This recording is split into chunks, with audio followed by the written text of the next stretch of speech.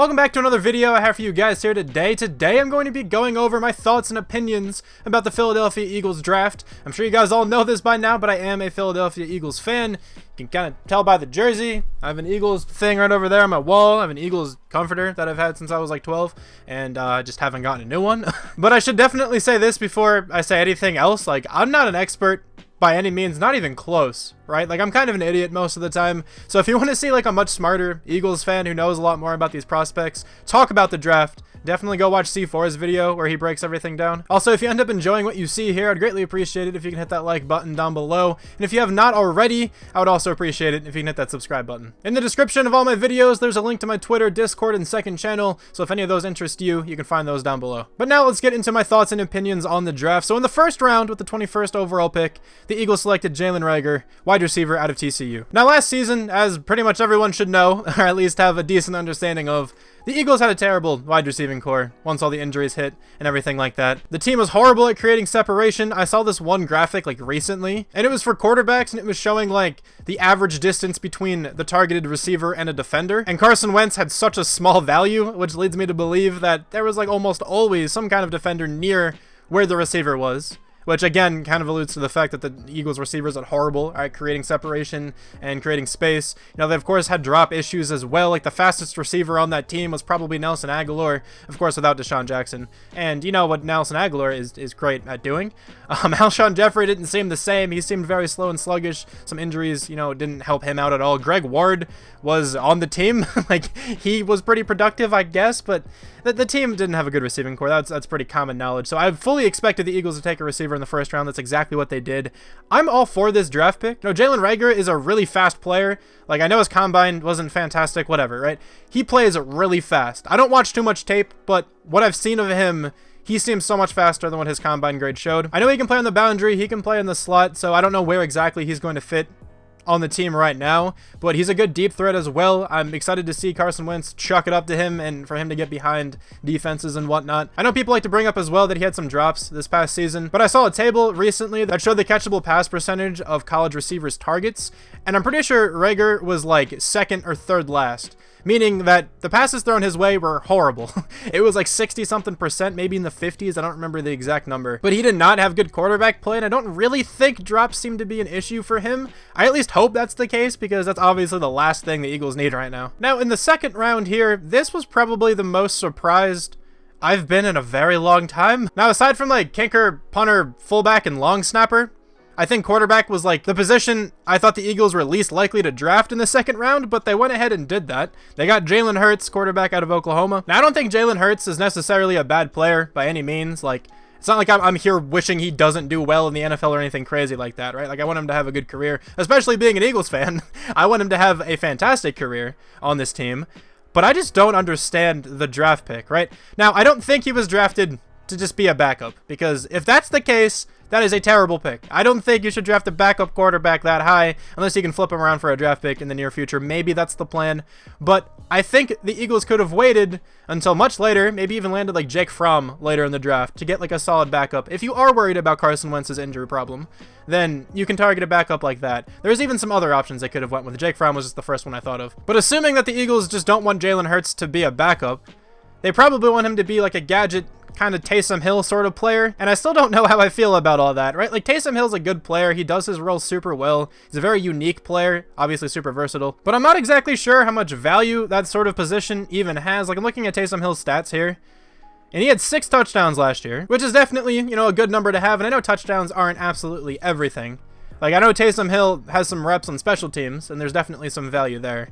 But I just don't know if this was a pick that should have happened in the second round. I feel like the Eagles could have potentially waited like a round or two longer to get Hurts. I don't know how much longer he would have lasted. There were like some really good players still on the board at this point. They could have went with another receiver. They could have went with linebacker. They could have went defensive back at some point. They could have went even running back here. I would have been at least decently all right with. But like I said, like, I absolutely hope I'm wrong. I really do. Like, I hope Jalen Hurts just has a crazy career on this team, and he just has like a well-defined role on the roster. Like, I don't think this is going to take away from Carson Wentz at all. From what I've been reading and stuff like that, it doesn't seem like it's going to take away from Carson Wentz.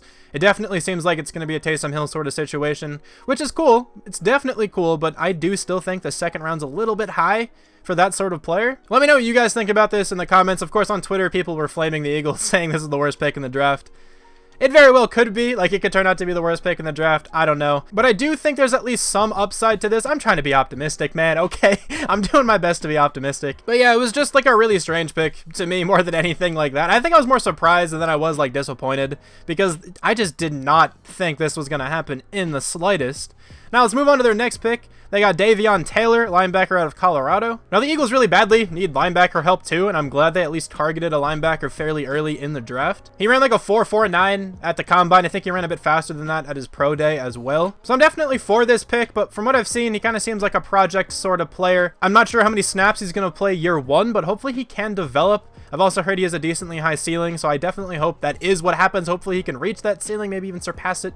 That would be, you know, obviously ideal here, but like, you should help out the defense. I'm perfectly fine with this selection here. In the 4th round, I think this might be the best pick the Eagles made in the entire draft. Kevon Wallace, safety out of Clemson, right? So this player has a lot of versatility on the defensive side. He can play safety, he can play nickel cornerback. I don't think he's going to start at nickel cornerback this year. I'm not sure if he's going to start at all, but at least not at nickel. Of course, Nickell Robey-Coleman should be the starting nickelback for the Eagles this, you know, upcoming season. I don't know if he's going to start at safety. Like, he probably can. He's a good player, and even if he doesn't start this year, like, I think he will eventually become a starter on this team. Like, I'm a really big fan of this pick, and I think the Eagles secondary got a lot better in this offseason. You added Darius Slay, went after you got Nickell Robey-Coleman too. Like I said, you got Will Parks at safety, who's a good player. Rodney McLeod is, you know, still on the team, but that's the other safety who could potentially start. I think Jalen Mills might be moving up to safety too. And now you have Wallace, who could compete for a starting job as well. Like, I'm actually kind of liking what the Eagles secondary is looking like, and they have a lot of depth, which is huge because their cornerbacks always get injured. So as much depth as possible is ideal here for the Eagles, and I'm totally for that draft pick there. With their next pick in the 4th round, they selected Jack Driscoll, offensive tackle out of Auburn.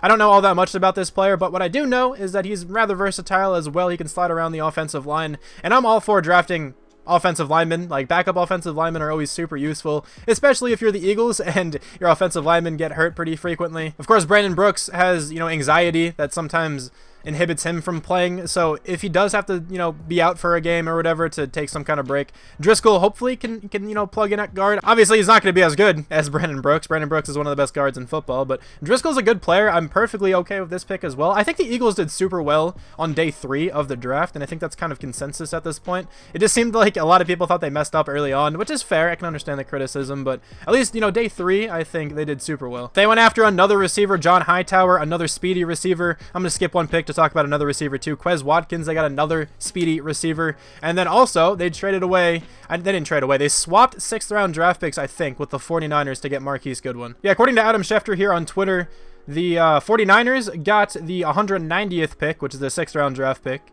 from the Eagles in exchange for the 49ers 6th round draft pick and Marquise Goodwin.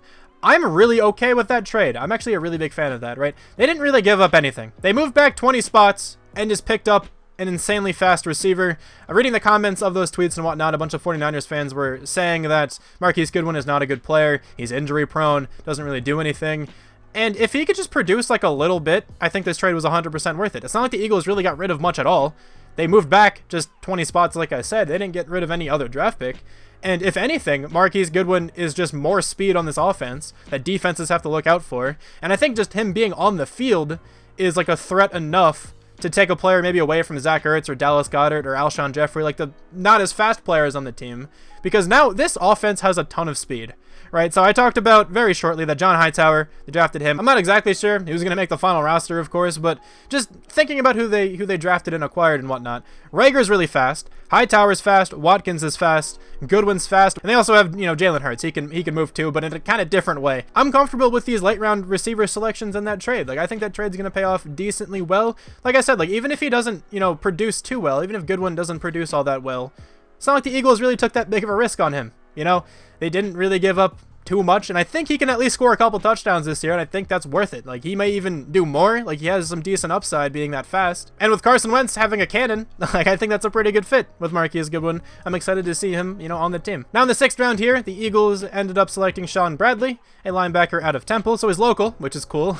Another linebacker who can move, which I'm always for, you know, fast linebackers. Pretty cool in this division, at least, when you have to, you know, play against Saquon twice a year. Very fast running back, Zeke can move too. But I heard this player has some tackling issues and whatnot, so I don't know how much time he's really going to get on the field, but I'm always for, you know, drafting linebackers. Maybe they can develop into something. I definitely don't think this is a bad pick being in the 6th round. It's kind of difficult to get a lot of value down there anyway, so I'm alright with it. With their last 6th round pick then, the Eagles selected Prince Tega Wanogho, a tackle out of Auburn. It seemed as though this player was supposed to go like 3rd or 4th round. A couple players fell pretty far in this draft. Not sure exactly what all the reasons are for that, but Tega Wanogho seems to be a pretty good looking player with a decently high ceiling, especially for the 6th round here. And it's another tackle. I like the offensive lineman depth the Eagles are able to get in this draft. Of course, I mentioned their offensive lineman's injuries just a little bit ago, so maybe Tega Wanogho will have to start at some point, or at least for a couple drives until these players, you know, get back if they do get injured in a game. So I'm perfectly fine with this draft pick. He seems like a good player. And now in the 7th round here, they ended up getting Casey Toohill, outside linebacker out of Stanford.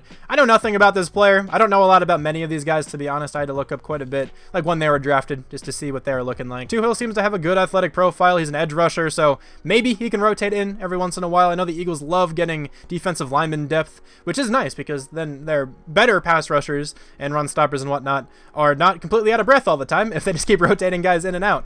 But that is going to be my short recap. Actually, I don't know how short it's going to be, but that's going to be my recap on the Philadelphia Eagles draft. Let me know what you think about it. Now, I know a lot of people do not like this draft, but I'm trying to be as optimistic as possible. Hopefully these players all work out. That's obviously, you know, ideal, but it probably won't happen that way. But thank you guys so much for watching. I really hope you guys enjoyed this video, and I'll talk to you guys soon. Bye.